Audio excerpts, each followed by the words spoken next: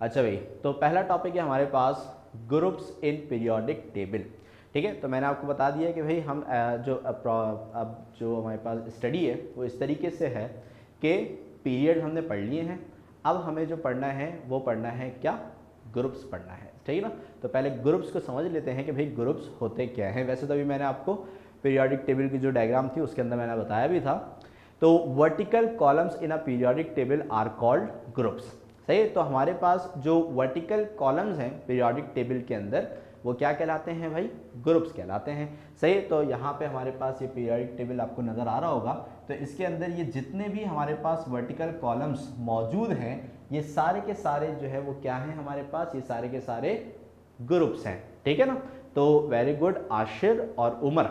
सही है, इन्होंने बताया कि भाई सर 8 ग्रुप्स होते हैं पीरियोडिक टेबल के अंदर, और बिल्कुल सही बात है। सही है, हमारे पूरे पीरियोडिक टेबल में 8 ग्रुप्स हैं। सही है, इसकी अरेंजमेंट कैसी है वो अभी मैं आपको यहाँ पे लिख के दिखाऊंगा। सही है, अच्छा अब यहाँ पे कैरेक्टरिस्टिक्स इसकी देख लेते हैं कि भाई ग्रुप्स की क्या कैरेक्टरिस्टिक्स होती हैं। सही है, तो number 1, there are 8 vertical columns in a period table known as group. पहले तो वही बात हो गई जो अभी यहाँ पे हमें आशिर और उमर ने भी बताई। सही है कि भाई हमारे पास इस पूरे पीरियोडिक टेबल के अंदर 8 जो है वो ग्रुप्स होते हैं।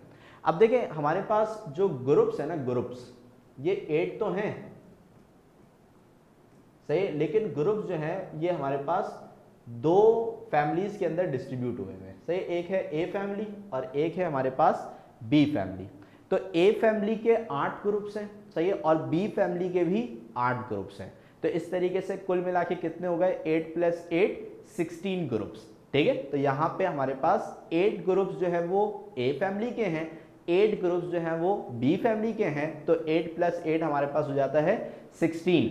तो हमारे पास यहाँ पे टोटल 16 ग्रुप्स हैं जो कि इस पूरे पीरियोडिक टेबल के अंदर मौजूद हैं। अच्छा जी, the subgroups are divided on the basis of their similar properties as A and B. जो कि अभी मैंने आपको बताया कि भाई जो ग्रुप्स हैं, सही है, वो 8 तो हैं लेकिन ये फिर फर्दर सब डिवाइड हुए हुए हैं, सही है, ए और बी फैमिलीज के अंदर।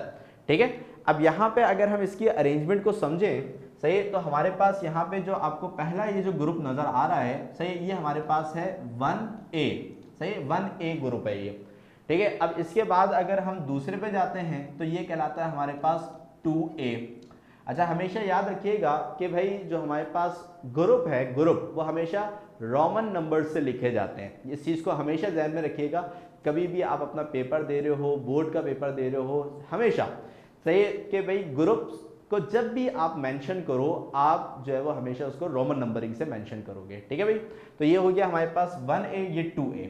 फिर इसके बाद ये जो पूरा का पूरा डी ब्लॉक है इसको हम छोड़ते हैं, यानी कि एस ब्लॉक से हम डायरेक्ट जंप करेंगे कहाँ पे भाई, पी ब्लॉक में। अब पी ब्लॉक में हमारे पास यहाँ पे जो बोरॉन वाली जो फैमिली है, सही है, ये यहाँ पे हमारे पास ये है 3A, यानी कि ये था 1A, ये 2A, और फिर जंप करके हम इधर आ गए, ये हो गया 3A, और फिर 3A से तो यहाँ तक क्या नाम है, ये जो हीलियम, नियॉन, आर्गन जो नोबल गैसेज हैं ये हमारे पास हैं 8A। सही, तो इस तरीके से हमारे पास 1A 2A इधर है और फिर 3A से लेकर 8A तक, यानी कि 6 ग्रुप जो है वो यहाँ पे मौजूद हैं। तो A फैमिली जो है उसके 2 ग्रुप S ब्लॉक के अंदर हैं और बकिया 6 ग्रुप जो है वो हमारे पास P ब्लॉक के अंदर मौजूद हैं। सही, अब अगर हम बात करते हैं सर ये फिर क्या नाम है, B वाले जो ग्रुप्स हैं ये कहाँ गए।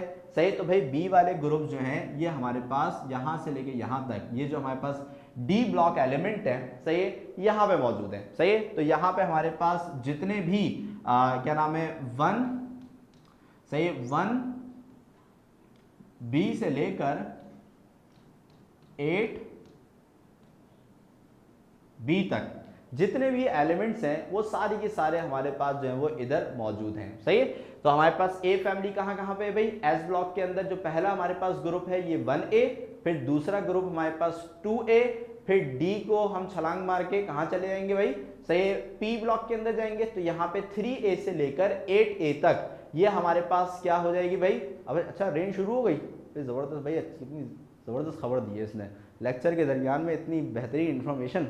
सही है उमर, अच्छा तो भाई यहाँ पे हमारे पास क्या है कि हम डायरेक्टली जो है वो 3A से, सही है, 3A से जो है वो 8A तक, सही, 3A से 8A तक जो है ये हमारे पास इसके बकिया 6 ब्लॉक्स आ जाएंगे। तो ए फैमिली के 2 इधर 6 इधर, टोटल 8 हो गए।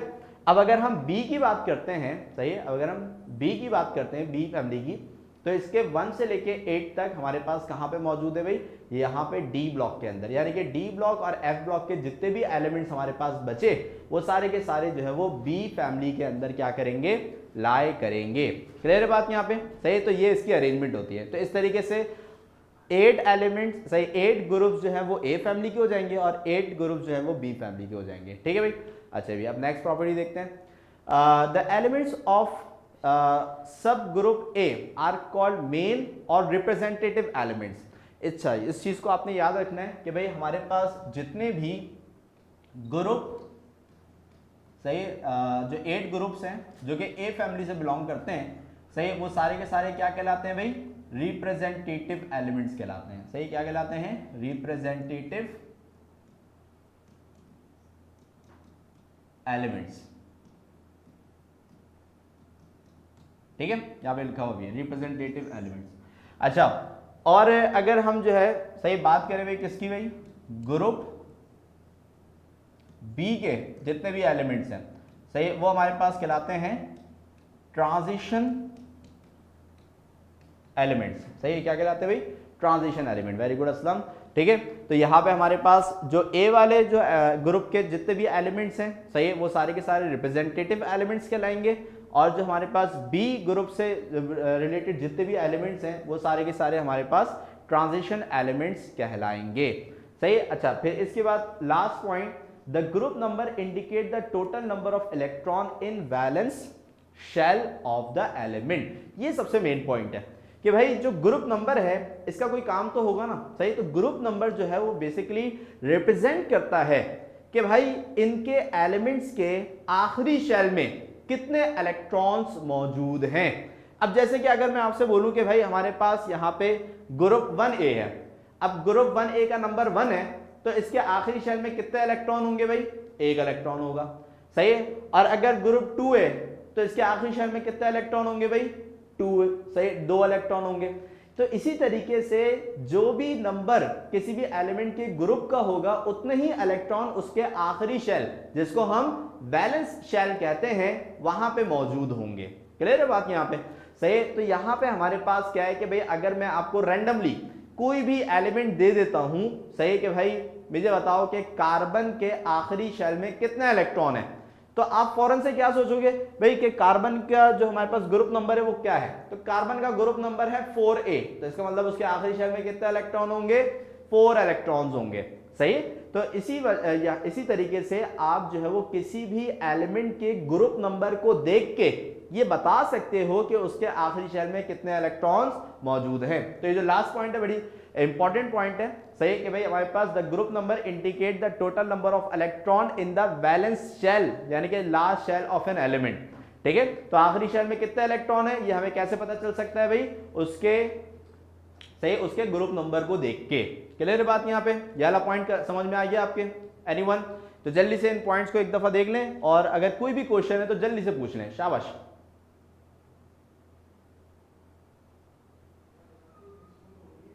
ओके, तो भाई जल्दी से, भाई आशिर है, अबिया मिनाल है, अलिशबा है, असलम परवेज है, फातिमा इशाद, रहीमा, उमर, माशाल्लाह से इतने सारे बच्चे। तो अब जल्दी से बता दें कि भाई किसी को भी क्वेश्चन है या फिर ओके की रिपोर्ट है तो आगे बढ़ते हैं।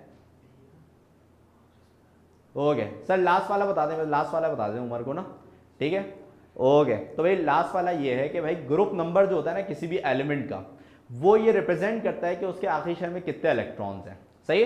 तो यहाँ पे हमारे पास क्या है कि आप ग्रुप नंबर को देख के बता सकते हो। अब जैसे कि फॉर सपोज मैंने एग्जांपल दी कार्बन की, कि भाई मैं आपको पूछता हूँ कि कार्बन के आखिरी शेल में कितने इलेक्ट्रॉन्स हैं, वैलेंस शेल में कितने इलेक्ट्रॉन्स हैं, तो आप मुझसे क्या पूछोगे सर कि कार्बन का ग्रुप नंबर क्या होता है, तो भाई कार्बन का ग्रुप नंबर क्या होता है, 4।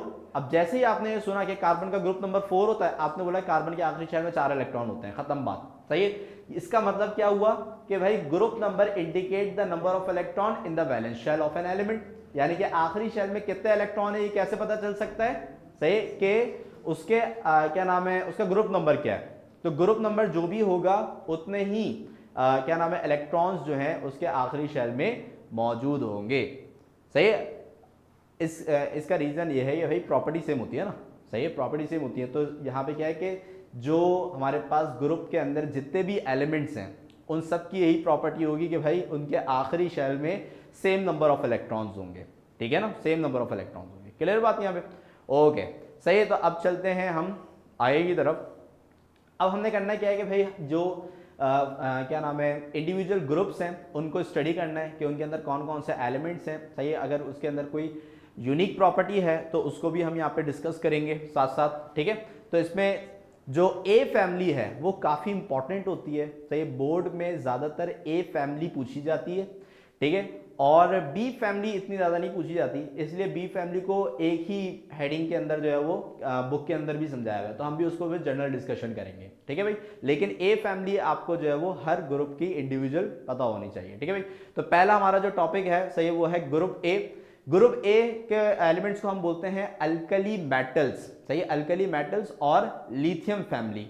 अब इसको लिथियम फैमिली क्यों कहा जाता है, सही, इसका रीजन ये है क्योंकि इसका जो पहला एलिमेंट है, फर्स्ट एलिमेंट, वो हमारे पास क्या होता है भाई, लिथियम होता है, ठीक है। तो अगर हम यहाँ पे, सही, अगर हम यहाँ पे पहले ग्रुप को देखें, सही है, तो पहले ग्रुप में हमारे पास जो है वो क्या मौजूद है, पहले लिथियम मौजूद है, सही है। लेकिन अगर आप अपनी बुक के अंदर देखें या फिर ये डायग्राम आपको नजर आ रही है, इसके अंदर ये देखें तो पहले हमें क्या नजर आ रहा है, यहाँ पे हाइड्रोजन नजर आ रहा है। तो सर इसको हाइड्रोजन फैमिली बोलना चाहिए ना, तो यहाँ पे लिथियम फैमिली आप क्यों बोल रहे हैं? तो भाई इसका जवाब यही है जो मैंने अभी आपको कुछ देर पहले बताया था कि भाई हाइड्रोजन की पोजीशन अभी तक पीरियोडिक टेबल में जो है वो जस्टिफाई नहीं है, यानी कि अभी तक हम ये डिसाइड नहीं कर सके कि हाइड्रोजन को रखना किधर है, सही, इसको 1A में रखना है, 4A में रखना है या 7A में रखना है। तो अभी क्या है कि क्योंकि जस्टिफाई नहीं है तो इसलिए हाइड्रोजन जो है, सही, इसलिए इसको अलग कलर का बनाया हुआ है यहाँ पे, सही। हाइड्रोजन जो है, सही,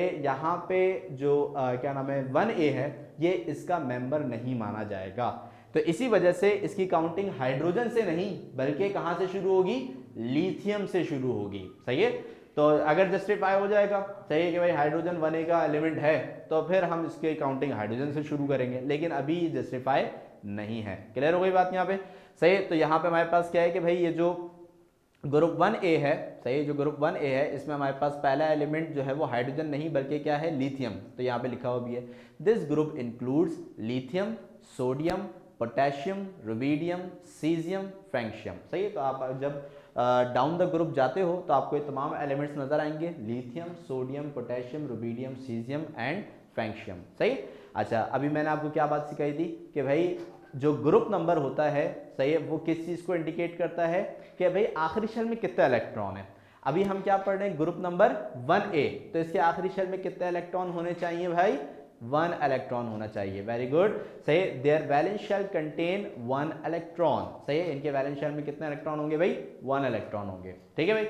इसके बाद नेक्स्ट है हमारे पास, on the reaction they lose 1 electron and form univalent positive ion, सही। अब यहाँ पे हमारे पास क्या होता है कि अगर कोई भी एलिमेंट इलेक्ट्रॉन को लूज कर देता है, अगर कोई भी एलिमेंट इलेक्ट्रॉन को लूज कर देता है तो उसके ऊपर अल्टीमेटली पॉजिटिव चार्ज आ जाता है, सही। जैसे कि भाई हमारे पास फॉर सपोज कि हम जो है वो बात करते हैं लिथियम की, सही, जो कि इसका फर्स्ट मेंबर है। तो लिथियम क्या करता है कि ड्यूरिंग द रिएक्शन, जब भी ये रिएक्शन किसी भी चीज के साथ परफॉर्म कर रहा होता है तो क्या करता है, ये एक इलेक्ट्रॉन को ना लूज कर देता है, सही, एक इलेक्ट्रॉन को लूज कर देता है। अब जब ये एक इलेक्ट्रॉन को लूज कर देता है तो इसके ऊपर क्या चार्ज आ जाता है भाई, +1 का चार्ज आ जाता है। क्या चार्ज आ जाता है, +1 का चार्ज आ जाता है, क्योंकि हमने ये बात समझी हुई है कि किसी भी एटम के अंदर इलेक्ट्रॉन और प्रोटॉन की तादाद हमेशा क्या होती है, बराबर होती है, सही है। इलेक्ट्रॉन और प्रोटॉन की तादाद हमेशा क्या होती है, बराबर। तो अगर हम लिथियम की बात करें तो लिथियम के अंदर हमारे पास 3 प्रोटॉन होते हैं, सही है, और 3 ही इलेक्ट्रॉन होते हैं। अब अगर क्या नाम है लिथियम जो है वो ड्यूरिंग द रिएक्शन एक इलेक्ट्रॉन को क्या कर दे, लूज कर दे, तो इलेक्ट्रॉन क्या हो जाएंगे, कम, ज्यादा कौन हो जाएगा, प्रोटॉन। तो इसी वजह से हमारे पास जो लिथियम है उसके ऊपर क्या चार्ज आ जाएगा, प्रोटॉन का चार्ज आ जाएगा, यानी कि पॉजिटिव चार्ज आ जाएगा। सही है? तो भाई जितने इलेक्ट्रॉन कम होंगे उतने प्रोटॉन क्या होते जाएंगे, बढ़ते जाएंगे, तो उतना ही चार्ज इसके ऊपर आता जाएगा। अब लिथियम जो है वो सिर्फ एक ही इलेक्ट्रॉन को लूज करने की टेंडेंसी रखता है, तो जब एक इलेक्ट्रॉन कम होगा तो अल्टीमेटली प्रोटॉन तो उतने 3 ही है। सही है? इलेक्ट्रॉन एक कम हो गया, तो इसका मतलब ये क्या होगा कि भाई प्रोटॉन का जो चार्ज है वो उस एलिमेंट के ऊपर जो है वो आ जाएगा, यानी कि ये क्या हो जाएगा भाई, पॉजिटिव हो जाएगा। सही है? हाँ सही उमर, वेरी गुड। तो इसने सही बात बताई कि भाई हर ग्रुप के एलिमेंट्स जो होते हैं उसकी प्रॉपर्टी सिमिलर होती है। यही बात हम शुरू से करते हुए आ रहे हैं कि भाई जो काम है पीरियोडिक टेबल का वो इसलिए तो किया गया था ताकि सिमिलर एलिमेंट्स जिनकी प्रॉपर्टी सिमिलर होती हैं उनको एक जगह पे जमा कर दिया जाए, यानी कि ग्रुप में। ठीक है? अच्छा भाई, तो ये वाला हो गया भाई। अब इसके बाद हमारे पास क्या है भाई, नेक्स्ट से they are highly reactive metals.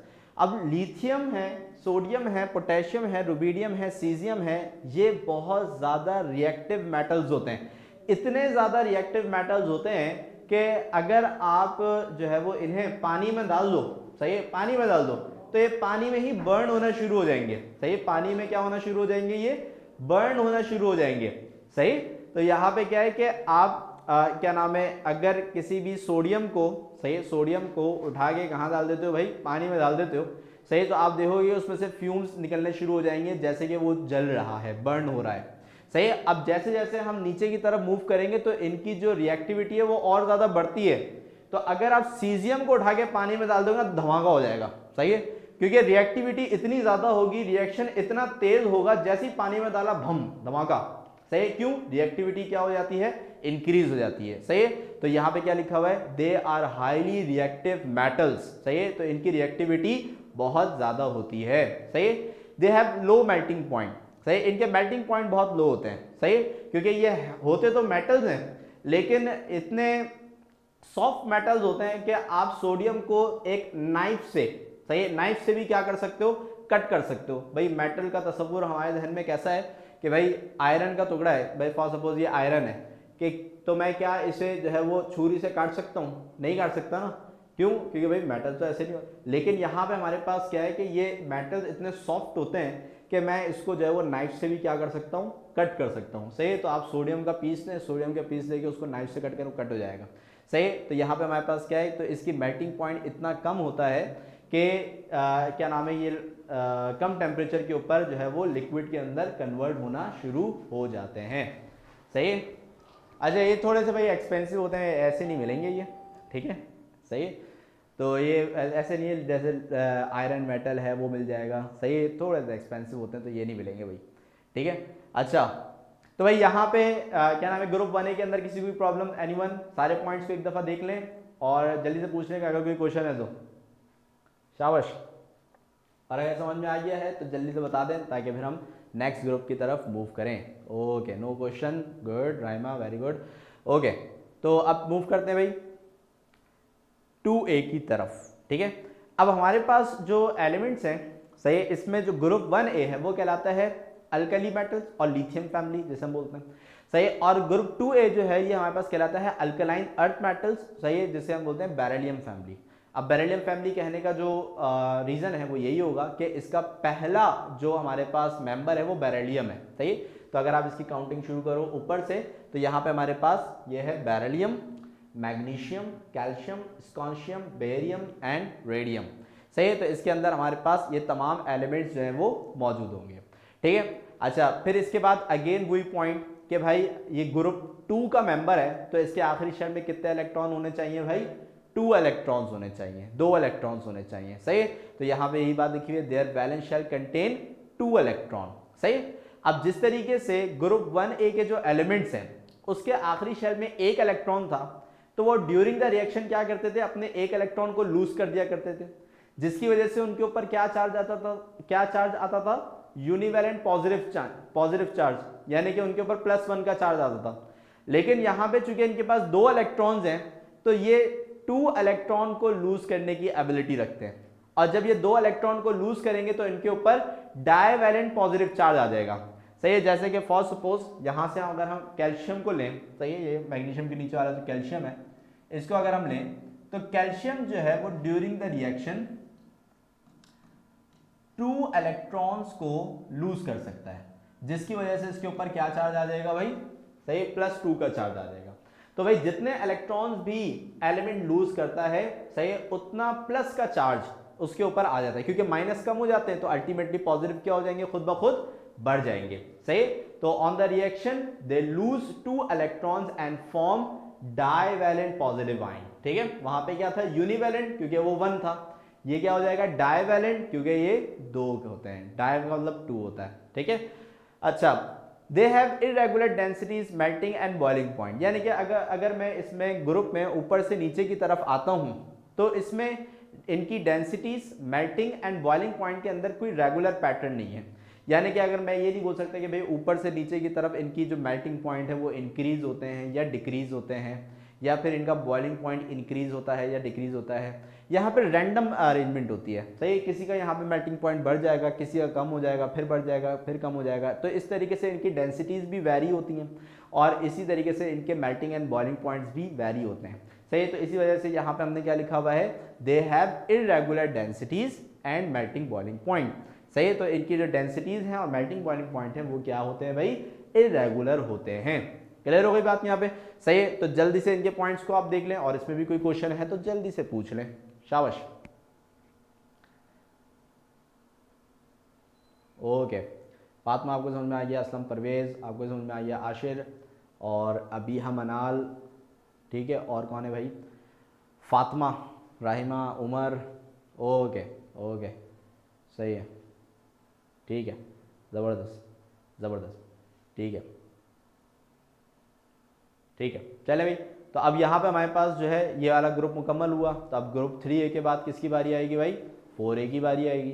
अब 4A का जो हमारे 3A की बारी आएगी, सही। अच्छा मेल्टिंग पॉइंट का मतलब पूछ रहे हो उमर, मैं बता देता हूँ भाई। मेल्टिंग पॉइंट जो है उस टेम्परेचर को कहते हैं कि जहाँ पे कोई भी सॉलिड लिक्विड में कन्वर्ट होना शुरू हो जाता है, सही, लिक्विड में कन्वर्ट होना स्टार्ट हो जाता है, वो उसका मेल्टिंग पॉइंट कहलाता है। कोई भी सॉलिड मेल्टिंग पॉइंट क्या नाम है, मेल्ट होना शुरू हो जाए, यानी कि लिक्विड में कन्वर्ट होना शुरू हो जाए, उसको हम मेल्टिंग पॉइंट कहते हैं, सही है, ठीक है। अच्छा, मेल्टिंग पॉइंट जो आप ग्रुप 2 का पूछ रहे हो ना, यानी कि जो इससे पहले वाला है, सही। तो उसमें क्या है, हमने क्या देखा कि उसमें लिखा होता है वेरिएबल, सही, यानी कि इरेगुलर का मतलब क्या है कि किसी का ज़्यादा होगा, किसी का कम होगा, किसी का फिर बढ़ जाएगा, किसी का कम हो जाएगा, यानी कि कोई रेगुलर पैटर्न नहीं है। तो हम ये नहीं कह सकते कि इनका मेल्टिंग बॉइलिंग पॉइंट ज़्यादा होता है या फिर इनका मेल्टिंग बॉइलिंग पॉइंट कम होता है, सही। तो वो इरेगुलर पैटर्न है वहाँ पे, सही।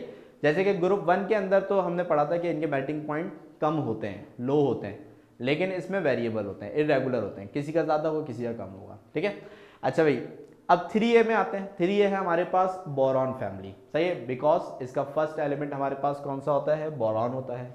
Boron, then aluminium, then gallium, then indium, then thallium, सही है। और फिर यहाँ पे हमारे पास मुकम्मल हो जाएगा, ठीक है। अच्छा, तो यहाँ पे हमारे पास क्या भाई, चूंकि इसका फर्स्ट एलिमेंट बोरॉन है इसलिए इसको बोरॉन फैमिली कहेंगे, और चूंकि इसका जो ग्रुप नंबर है वो 3 है, सही है। तो इसके वैलेंस शेल के अंदर कितने इलेक्ट्रॉन होंगे बेटा, 3 इलेक्ट्रॉन होंगे। अब ये तो ऐसे पॉइंट हैं कि जो कि हमें बगैर याद करे भी हम लिख सकते हैं। भाई मैं ग्रुप 3 लिख रहा हूं तो भाई इसके लास्ट शेल में तो 3 इलेक्ट्रॉन होंगे, तो एक पॉइंट तो ये हो ही गया हमारा, सही। अच्छा, on the reaction they lose 3 electron and form trivalent positive ion. वापस से वही बात कि भाई अगर पहले शेल में 1 इलेक्ट्रॉन है तो उसको लूज कर दिया तो +1 का चार्ज आ गया, सही है। अगर हमारे पास जो है वो आखिरी शेल में 2 इलेक्ट्रॉन है, सही है, तो उसको लूज कर दिया तो उसके ऊपर +2 का चार्ज आ गया। अगर आखिरी शेल में 3 इलेक्ट्रॉन है तो उसको लूज कर दिया तो उसके ऊपर क्या चार्ज आ जाएगा, +3 का चार्ज आ जाएगा। अब 3 का मतलब होता है ट्राई, तो इसको हम बोलेंगे ट्राइवैलेंट पॉजिटिव आयन। जैसे कि एग्जांपल लेते हैं एल्यूमिनियम की, कि भाई एल्यूमिनियम जो है, सही है, ये ड्यूरिंग द रिएक्शन क्या करेगा भाई, क्या नाम है, 3 इलेक्ट्रॉन को लूज कर देगा। अब 3 इलेक्ट्रॉन को लूज कर देगा तो अल्टीमेटली इसके ऊपर क्या चार्ज आ जाएगा, +3 का चार्ज आ जाएगा, सही। तो इसी वजह से यहाँ पे क्या लिखा हुआ है, ट्राइवैलेंट पॉजिटिव आयन, ठीक है। हाँ, ये बात है, शुरू में बड़ा रफ था लेकिन अब ये थोड़ा माशाल्लाह से सही इंटरेस्टिंग होता जा रहा है। अच्छा भाई, अब इसके बाद नेक्स्ट है हमारे पास the group 3A metals are silvery in appearance, सही है, and like all metals good conductor of electricity, सही। अब ग्रुप 3A के अगर हम मेटल्स की बात करें, सही है। तो ये सिल्वरी अपीयरेंस रखते हैं, यानी कि देखने में ये कैसे होते हैं, सिल्वर होते हैं। सही, आपने नॉर्मली एल्युमिनियम को देखा होगा। सही है, तो एल्युमिनियम जो है वो सिल्वर कलर का होता है। सही, सिल्वरी अपीयरेंस होती है उसकी। ठीक है, और क्या नाम है, तमाम मेटल्स की तरह ये भी हमारे पास क्या होते हैं, गुड कंडक्टर ऑफ इलेक्ट्रिसिटी होते हैं। सही, यानी कि हम इसमें से इलेक्ट्रिसिटी को बआसानी कंडक्ट कर सकते हैं। क्लियर हुई। तो गुड क्या नाम है, इलेक्ट्रिसिटी कंडक्टिविटी जो है वो तो हर मेटल की एक खसूसियत होती है। तो इसी तरीके से यहाँ पे जितने भी मेटल्स हमारे पास मौजूद होंगे, सही है, वो सारे के सारे गुड कंडक्टर ऑफ इलेक्ट्रिसिटी होंगे। सही है, तो अब जल्दी से इनके पॉइंट्स आप देख लें, और कोई क्वेश्चन हो तो जल्दी से पूछ लें। शाबाश, एनीवन? ओके, ठीक है, चले भाई अब मूव करते हैं ग्रुप 4A की तरफ।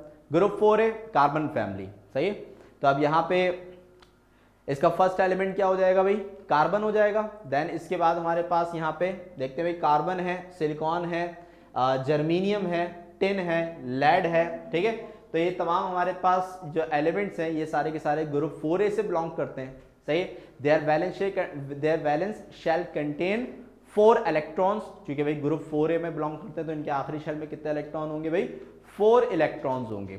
सही, अच्छा, अब यहाँ पे हमारे पास क्या है कि भाई इसमें जो बॉन्डिंग है उसके हिसाब से अगर हम देखें तो इसके जो हमारे पास स्टार्टिंग में कार्बन है, सिलिकॉन है और जर्मीनियम है, ये जो 3 एलिमेंट है हमारे पास, सही, ये क्या फॉर्म करते हैं भाई, कोवलेंट बॉन्ड फॉर्म करते हैं। सही, और इसके अलावा हमारे पास जो बचता है Sn यानी कि टिन। सही, Sn जो है वो टिन का सिंबल है, यहाँ पे मैंने लिखा हुआ भी है। सही, और लेड।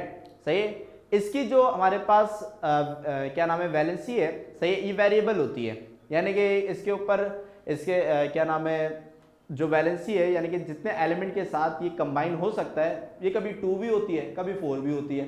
सही, तो यानी कि एक वक्त में कभी 2 एलिमेंट के साथ भी ज्वाइन कर सकते हैं, सही, बॉन्डिंग बना सकते हैं, कभी 4 एलिमेंट के साथ भी बॉन्डिंग बना सकते हैं। तो यहाँ पे इसकी जो वैलेंसी है, सही, वो हमारे पास क्या होती है, वेरिएबल होती है। सही, अच्छा, फिर इसके बाद हम लास्ट पॉइंट पे आते हैं। तो यहाँ पे हमारे पास क्या है भाई, कार्बन जो है, सही, इस फैमिली के अंदर कार्बन जो है वो एक नॉन मेटल है। सिलिकॉन, जर्मीनियम जो है वो एक मेटलॉइड है। मेटलॉइड बोलते हैं उन सब्सटेंस को, सही, जिनके अंदर मेटल और नॉन मेटल दोनों की जो है वो प्रॉपर्टीज मौजूद होती हैं। So carbon is non metal, carbon जो है वो एक नॉन मेटल है। सिलिकॉन, जर्मीनियम जो है वो मेटलॉइड है, यानी कि इसमें मेटल और नॉन मेटल दोनों की प्रॉपर्टीज शामिल हैं। और फिर आखिर में जो टिन और लेड है, ये हमारे पास इस ग्रुप के अंदर मेटल्स हैं। तो ये इस ग्रुप की बड़ी खास बात है कि इसके अंदर हमारे पास तीनों तरह की चीजें मौजूद हैं, मेटल भी हैं, नॉन मेटल भी हैं और मेटलॉइड्स भी हैं। ठीक है, तो कौन मेटल है, कौन नॉन मेटल है और कौन मेटलॉइड्स है, ये इसको मैंने लास्ट पॉइंट के अंदर बताया हुआ है। सही है, तो भाई इसके अंदर किसी को कोई क्वेश्चन, एनीवन? एनीवन कोई क्वेश्चन है जल्दी से इसको पूछ लीजिए। ओके ओके, चलें, ठीक है, अब मूव करते हैं आगे की तरफ। ठीक है, तो अब यहां पे स्क्रीन आ रही है,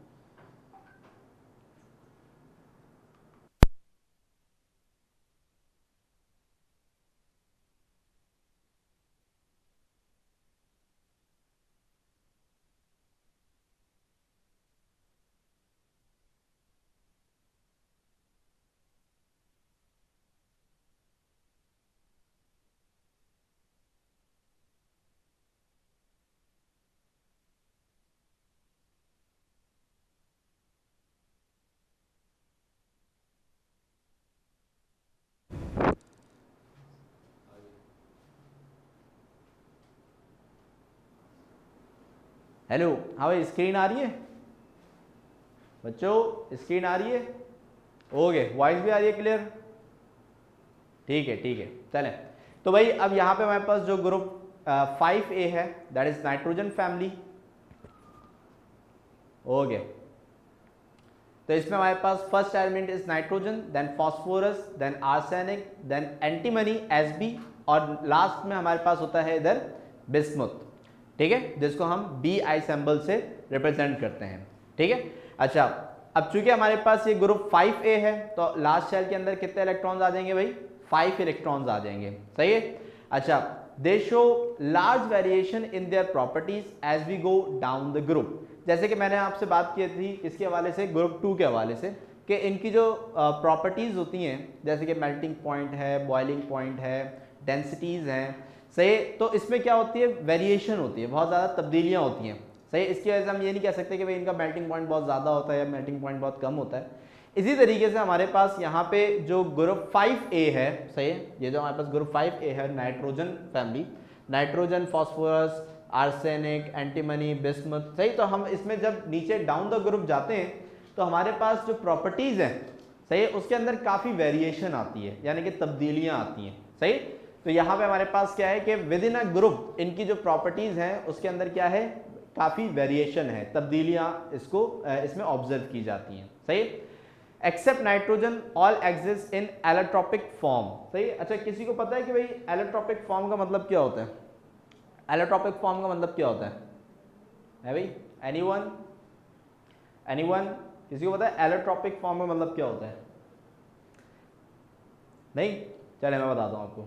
देखिए, एलोट्रोपिक फॉर्म का मतलब होता है कि भाई कोई भी एक एलिमेंट एक से ज़्यादा फिजिकल स्टेट के अंदर अगर मौजूद हो तो इस फिनोमिना को हम बोलते हैं एलोट्रॉपी, सही है। इस फिनोमिना को हम क्या बोलते हैं? एलोट्रॉपी बोलते हैं। जैसे कि फॉर सपोज मैं आपको कार्बन की एग्जांपल देता हूँ। कार्बन, अब कार्बन जो है, सही, ये हमारे पास, सही, अभी इसको समझा रहे हैं भाई। तो कार्बन जो है ये हमारे पास नेचर में, सही, कोल की सूरत में पाया जाता है। तो सबने कोल यानी कि कोयला तो देखा ही होगा, ठीक है ना, जो कि प्योरली कार्बन से बना हुआ है, जिसके अंदर कार्बन के अलावा और कोई दूसरी चीज शामिल नहीं होती, सही है। लेकिन इसके अलावा अगर हमें देखूं तो कार्बन की एक एलोट्रोपिक फॉर्म होती है डायमंड, है भाई। एक एलोट्रोपिक फॉर्म क्या होती है? डायमंड, सही। तो यहां पे हमारे पास क्या है कि आपने कोल भी देखा है और आपने